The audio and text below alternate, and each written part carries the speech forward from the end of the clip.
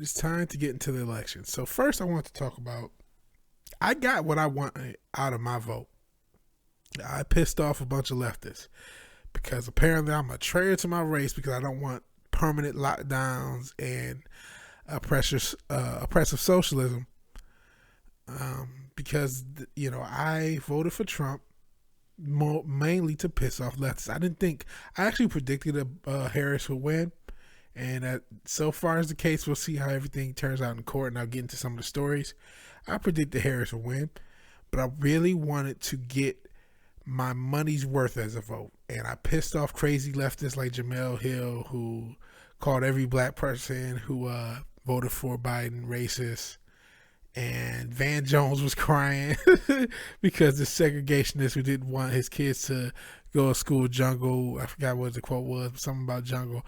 Van Jones was crying. So I got my money's worth. Even without Trump, if Trump doesn't win, I got my money's worth as a black voter for pissing off the leftists. But there's a lot still going on. The presidency has not been decided. And even the FEC chairman debunks the mainstream claims of no fraud. He says the counting of illegal votes can make the election illegitimate. This happened actually last week where the chairman of the FEC, Trey Traynor, said the reports of fraud at key battleground states are credible. In a recent interview, he pointed out that Democrat officials removing the GOP poll watchers from the polling locations is a violation of state law and federal court orders. When you have claims of 10,000 people who don't live in the state of Nevada having voted in Nevada, you gotta get the spelling right. Come on, man. OAN. You have the video. They're poll workers either duplicating spoiled ballot there, or they're in the process of marking a ballot that came in blank vote. Trader explained. FEC chief added he agrees with Trump campaign lawyers. Blah, blah, blah. Okay.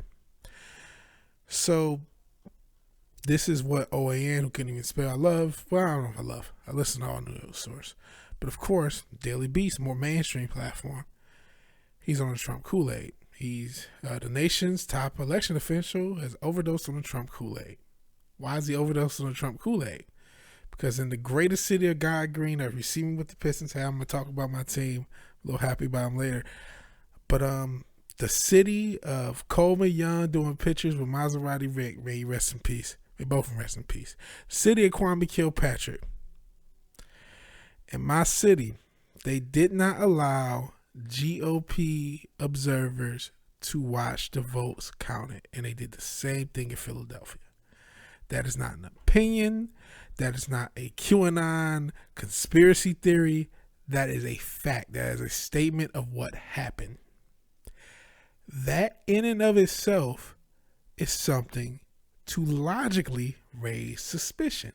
But because this country is determined to become a banana republic and become North Korea, our state-sponsored media is gaslighting us into questioning anything. Now, again, I still think Harris is going to pull this out because everything has been set up for her to do so.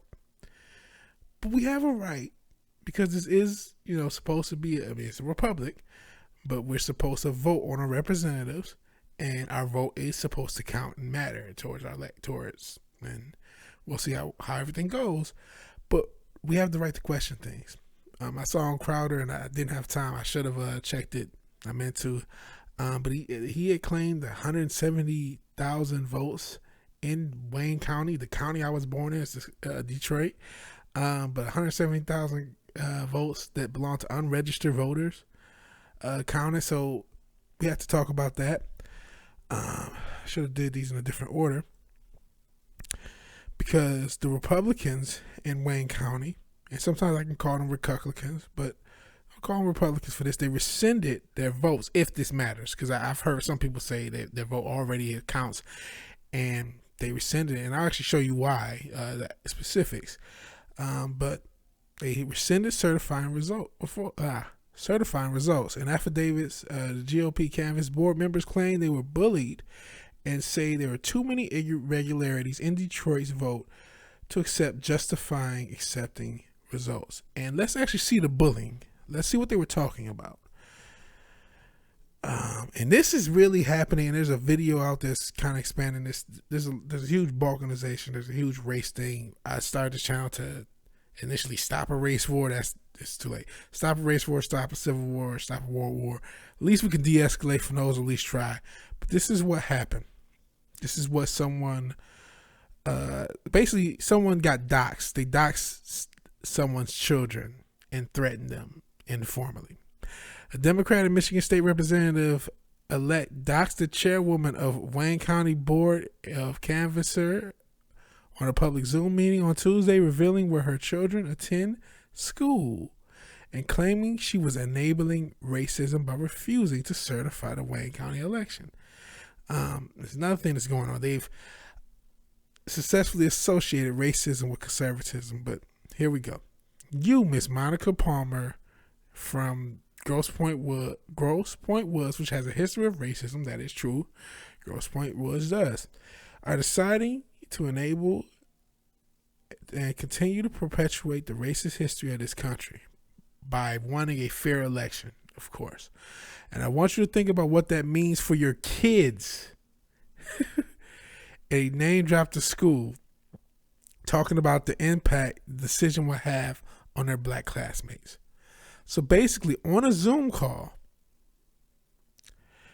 you have a part of the Wayne County Board of Canvassers doxing a chairwoman, also on, a Michigan State Representative-elect doxing a chairwoman on the Wayne County Board of Canvassers, talking about, well, your kids go to school and they're going to hurt all the black kids. They're basically trying to threaten their children. But again, they're drinking Kool-Aid for saying their irregularities.